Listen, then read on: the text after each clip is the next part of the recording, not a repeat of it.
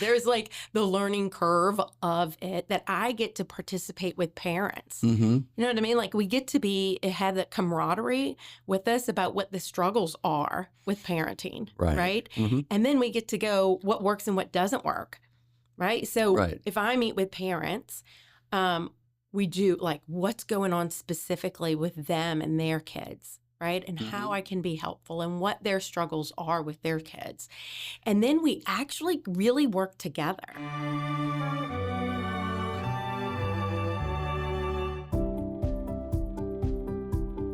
Hello again, everyone. My name's Ron Fleitz, and welcome to Faith in Business. On this program, we speak with people in all facets of the business world from throughout Middle Tennessee to see how they share their faith at work, at church, and beyond. In challenging times, sharing our faith at work may not always work. However, we think that you'll be rewarded to hear how our guest on today's program shares her faith in business.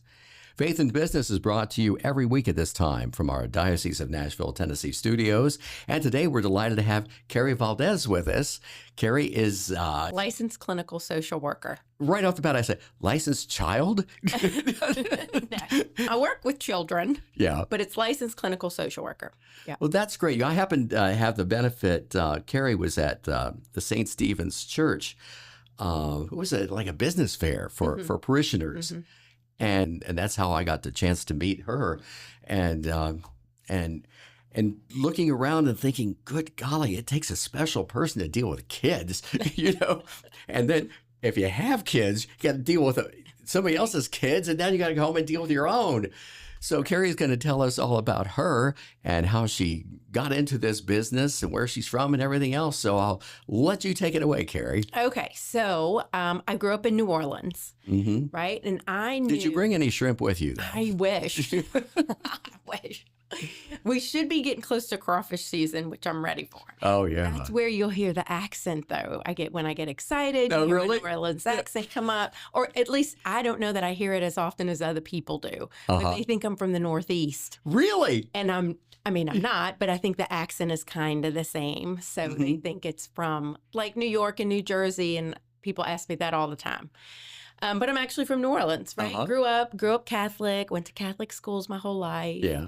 I met one of my good friends in freshman class, high school history, and her mother became my mentor. Her mother was getting her master's in social work while we were in high school. And my friend Allison and I stayed really good friends to this day. And so I kind of just followed her mom, who is Miss Brenda. I followed Miss Brenda's path, right? And what she did. And I, even in grad school, I didn't know exactly what I wanted to do, but then I was kind of leaning toward kids. And I have stayed with kids since I graduated, right? With my internship, before graduation and after graduation, I have predominantly worked with children and adolescents and love it.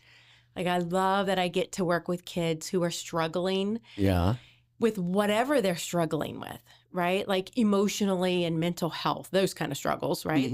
Not a doctor, I don't do any kind of physical thing. And I'm not a teacher.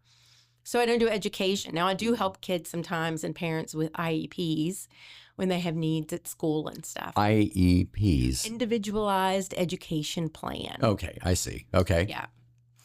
But so then I moved, I got married, I went to grad school, I got married. I had two boys. So you got married twice? No, I got married once. I went to grad school. I'm sorry. And then I got married. Okay. I have two boys. They are 21 and 23.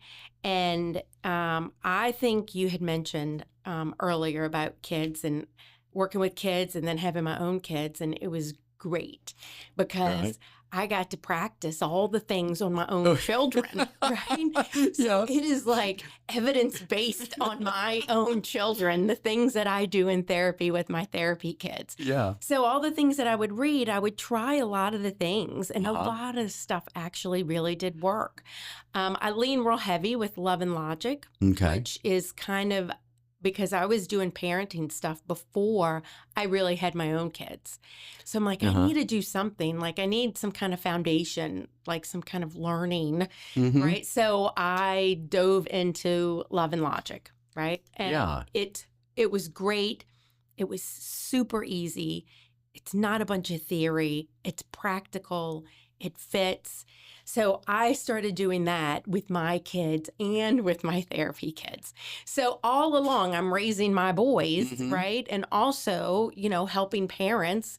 And Right. we're figuring it out together. And I get to come in and go, okay, this is what's been working.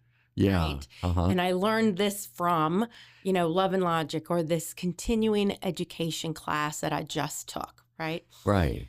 So in all of my continuing education is always based on children.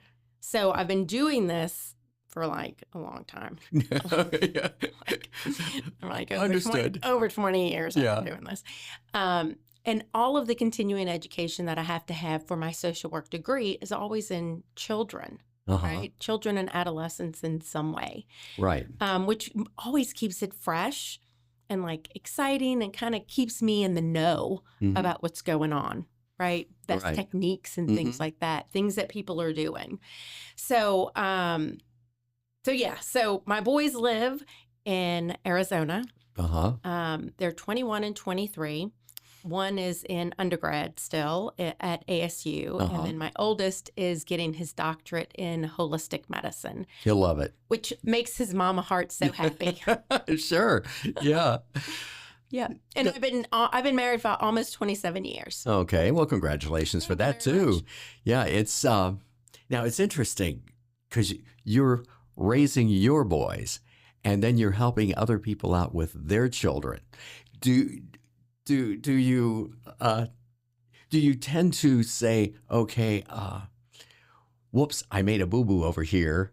I mean, mentally to yourself, and here's how I can change it over here into this situation. I guess actually playing back and forth would kind of be fun, wouldn't it? Right. Well, and it's also like, okay, I did this and I really messed that up, so don't do that. Right.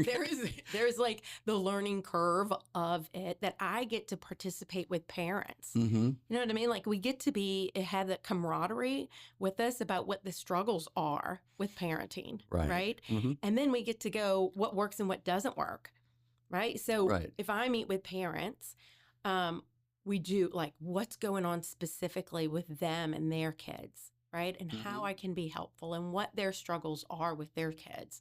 And then we actually really work together about what's going to be best. And like we'll meet, like I'm like, okay, these are the things I want you to try. And then I'm like, let's meet in a week or 2 weeks.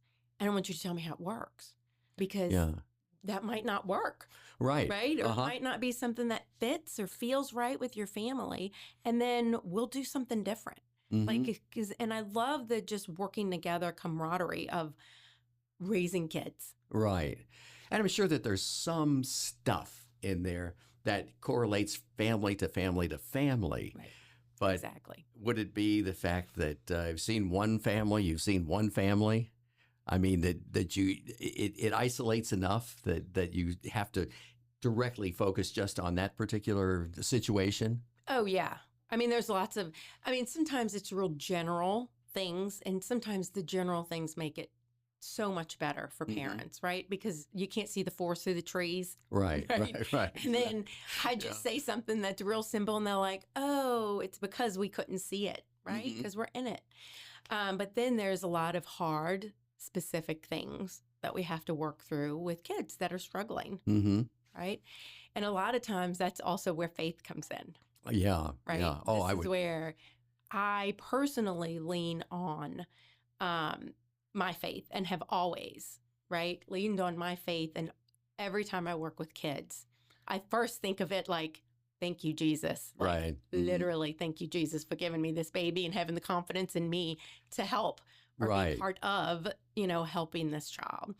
So that has always been really strong in what I do. Right. And I lead that way. Right. Like in general in life. Yeah. I lead that way. Right. And I knew that this path, because I was in high school when I realized, okay, this is what I want to do. I have a mentor that helps me get that way. But there's not a lot of people that know their path that young. Right. No, I agree. And that's one of the reasons that I know that this was this is the path I was supposed to do. This is what God chose for me. Mm-hmm. Like, this is what God said I'm going to do, because I don't have a lot of the struggles that I know other therapists have in the field, right? Yeah. I've never experienced burnout, Mm-hmm. which is something really easily to do. I mean, Yeah, I would think. Yeah, I would think that'd be one of the top things that you'd have to be concerned about, especially if you had like 5 families in a row with the same issue. Right. I mean, it's one thing to be able to deal with it, but you got to deal with each one of them individually. Right. And, And we've had seasons, it's almost like when it rains, it pours. And I've had seasons where things have gotten like, there are several kids that are falling apart at the same time. mm-hmm. In the meantime, I am still a mom, and I have a family that I have to take care of. Right. But I learned kind of early on to help manage that with my kids. Like, I would just tell them. I would tell my husband and the boys, I'm like, I got 3 kids right now Mm-hmm. that are all struggling, that I need to make reports on, that I need to get into care, that I need, they're all falling apart. I have all this happening. I am not going to be real present right now. Mm-hmm. Like, I got to work through this. And my family, my boys just look at me like, okay, Mom. Yeah. Like, okay. Like, we'll do whatever. And then it's a season. Like, then it's Mm-hmm. like a week. It's a week of things like that. And then it's not like that anymore. Right. And typically I've been able to manage without having any kind of burn. I mean, things can be hard, Mm-hmm. but they're just hard. Right. Right. And then I just move through it. Mm-hmm. And now it's gotten to the point where it can be so different, right? It's like I get to go to work. If I have struggles in my personal life, my escape from that is that I get to focus on somebody else. Like, I can't be in my head about my own personal life when I'm sitting Mm-hmm. across from someone's baby and their parents, and I'm trying to help them figure stuff out. See, and that would be challenging to me. I don't know that I could do anything like that because your problems always seem to. I mean, I'm like my problems, for instance, they always seem to come back and hit me right over here, when I'm working on something over here. And it's one thing to do it when you're not dealing with other people, but you have to deal with that, and you're dealing with other people and their issues.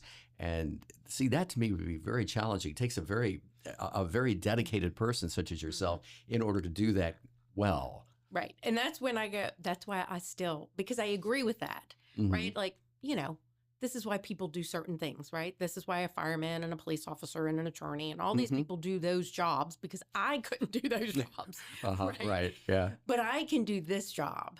And I do think that this was the job that I was chosen to do. This was the career. And I really do think that God picked me to do Mm-hmm. this job, which makes it, I don't know, more loving, Yeah. more like centered in me and my spirit and my soul as to what I'm supposed to do.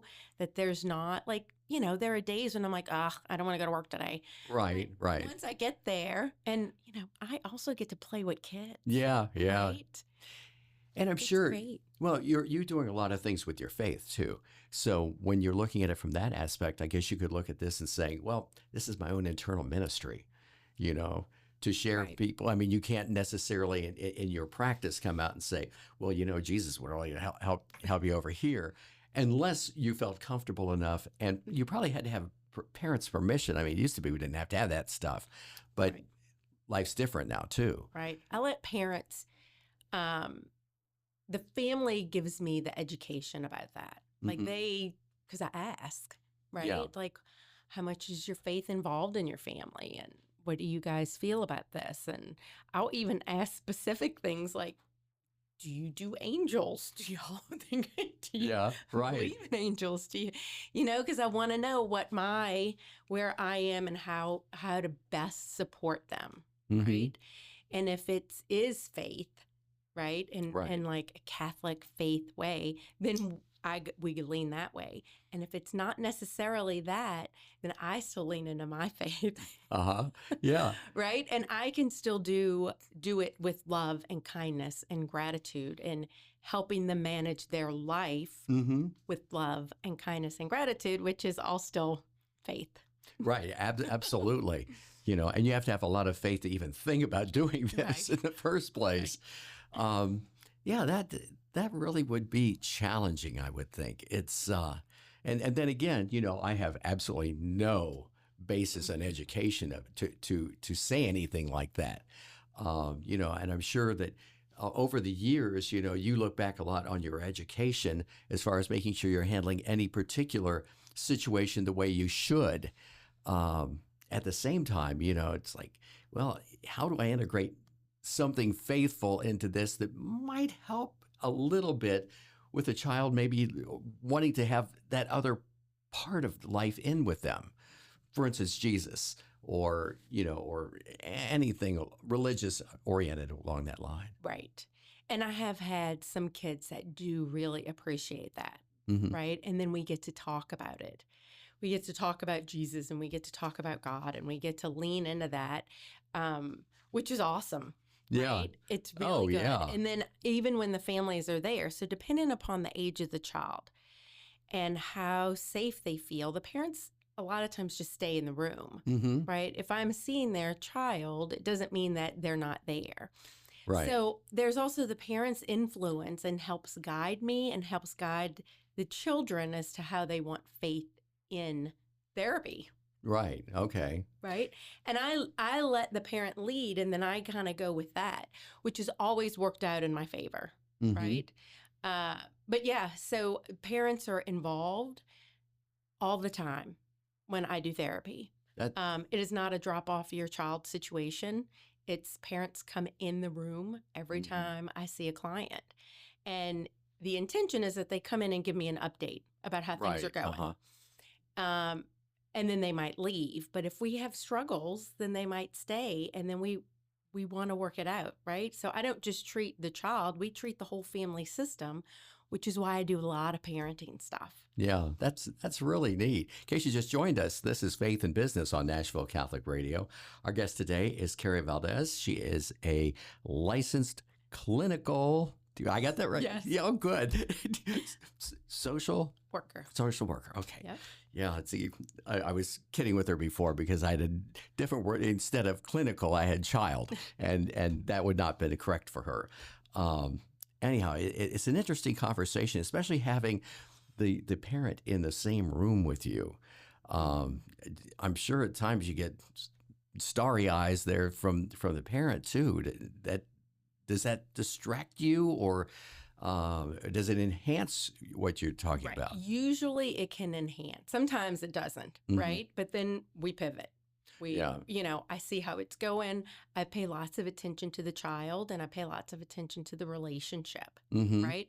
And what I can witness and see in the moment is really helpful to figure out what the struggles can be, because I want the whole system to be better. Mm-hmm. A lot of times I find that parents working too hard, that they're working really hard and trying to control the situation and protect their kids and all these things. And overdoing it, would that be? Overdoing it. Uh-huh. And I get the opportunity to go, okay, you need to rest and take a break, and you're working too hard. And parents are really relieved. They're like, oh, I don't have to do all this. And you don't have to do all this. Praise God. Yeah. Uh-huh. Right. And then the kids appreciate that too. But the focus is the child, mm-hmm. right? The child is the client. So the child is the focus. And how do we make this family system better for this child? And what ends up happening is that the whole family gets better. Yeah, I see. Right. So I might have one kiddo that's coming in, right? But the whole family system ends up getting better because of all the parenting stuff that we're working on and the relationship building that we're doing. Now, for instance, on any day, how many children would you work with on the course of a day? It depends on the day, okay. Right? Because I see kids, so I see kids after school, mm-hmm. right? There's only so many hours before it's time to go to bed. You know right. what I mean? The younger they are, we can't do late. So it's maybe a couple or my homeschool kids. Mm-hmm. I do all my homeschool kids during the day. Oh, right? yeah, I never thought of that. My public school kids or, Catholic school kids, I do in the after school hours, mm-hmm. right?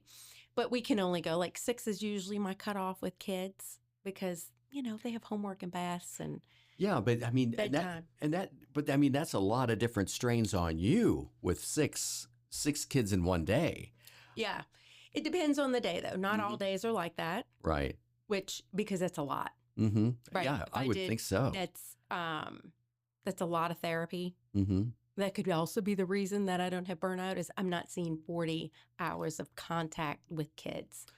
Right. That's actually too much therapy for a therapist. Like I would be done. I'd have been done years ago. Right. Right. I have now when my boys were younger, I was only working on Saturdays. I see. Yeah. So, well, that's because my husband traveled with work. So I had to be available to them all the time. So I was blessed enough, and my husband and I figured it out that I could just work on Saturdays. So I did. I did that for years and years until my oldest was old enough to watch his little brother for me to leave and go run to St. Stephen's and see a client and then just come home or come home in between clients to check on the boys. Sure. Right? And I was able to do that, right, by the grace of God, that I was able to be at St. Stephen's through all this, and I managed to, raise the boys. Yeah, that's great that you were able to do that, so that you did have it sounds like you and your hubby really balanced it very, very well. Yeah. If we all have to do, in lives with all the kids and everything else. But so never had a qualm about wanting to go just to adults.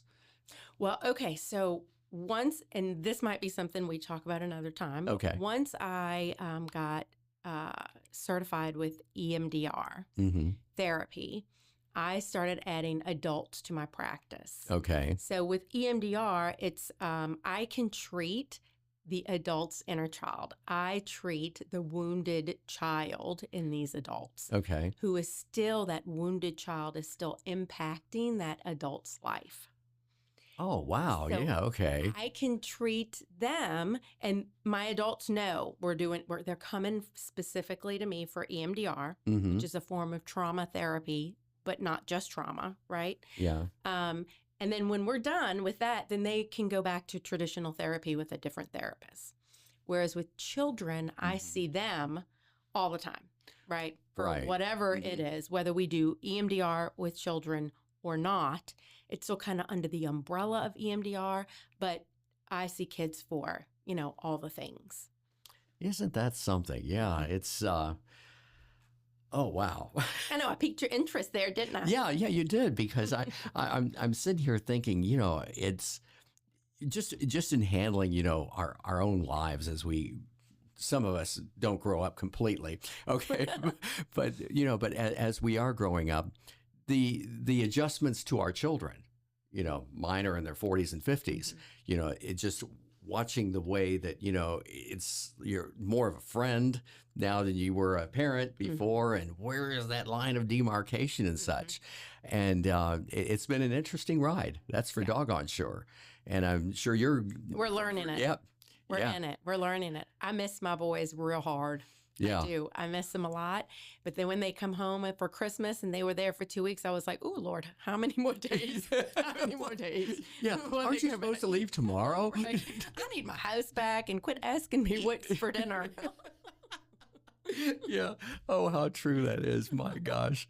Yeah. But it's like my wife, she just misses our kids dearly, and we don't live anywhere near them. It's, and we're the ones who moved away. So it's the way it goes. But, in general, you wouldn't change it in any way, shape, or form. You'd go right where you're at, and that's so rewarding to hear, because a lot of people go through their lives. Oh, I wish I'd have changed and done this 20 years ago and such. But no, you should feel very, very happy about that, of which you are. I mean, you're full of smiles as you talk. Yeah, I am. I do. I love it. It's a career. It's not just a job. Now, what's on the horizon for you, Kary? It's any adjustments that you're thinking about making to your practice, or? So I was telling you earlier, I'm writing a parenting book. Yeah. Okay. I have some pages that I just need to edit, right? I just need to get myself to do it. So the book is complete, I think. Yeah. and then AI happened, and now I might have to redo the whole book, right? So it sounds way better. So with that, and I would like to actually I love the parenting part of what I do. I do feel like I can reach more children. Yeah. I can reach the masses better through parenting, Mm-hmm. right? When I do therapy with kids, it's one at a time, which Yeah. I love, but I can do more with parenting, which is why I love this show and that I get to be here with you, is because I want to be able to touch more people, and just the parents' impact on their family can change the whole dynamic of the house, Right. right? So I am keeping kids safer and helping kids. Oh, sure. with parenting. Absolutely. Well, we're just about out of time, but I want you to be able to give us how people can get a hold of you. And I know we just touched the tip of this needle here.